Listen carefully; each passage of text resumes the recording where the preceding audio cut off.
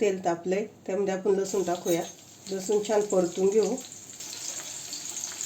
लसूण परतला की त्यामध्ये कढीपत्ता, त्यानंतर 1 चमचा मसाला, आपला घरचा मसाला आहे, आणि अर्धा चमचा धनिया पावडर.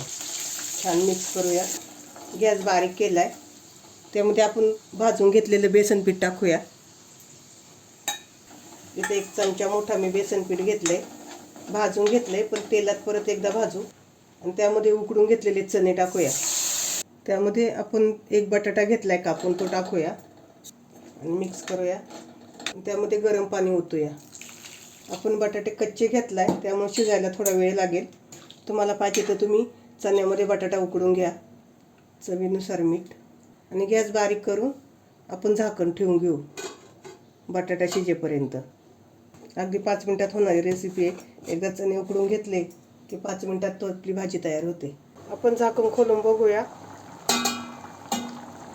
भाजी शिजली आहे. गॅस बंद करू आपण. इथे आपली चणा आणि बटाट्याची उसळ छान झाली आहे. बटाटे पण शिजलेत अगदी. यामध्ये आपण कांदा, खोबरं, टोमॅटो काहीच नाही घातलं, वाटण कसलंच. तरी पण बघा किती सुंदर आणि घट्ट झाले. आणि ही भाजी थोडीशी पातळ करायची, कारण बेसन पीठ टाकल्यामुळे आहे ना, ते नंतर घट्ट होतं. त्यामुळे थोडीशी पातळच करायची. आणि वरून थोडीशी कोथिंबीर टाकूया.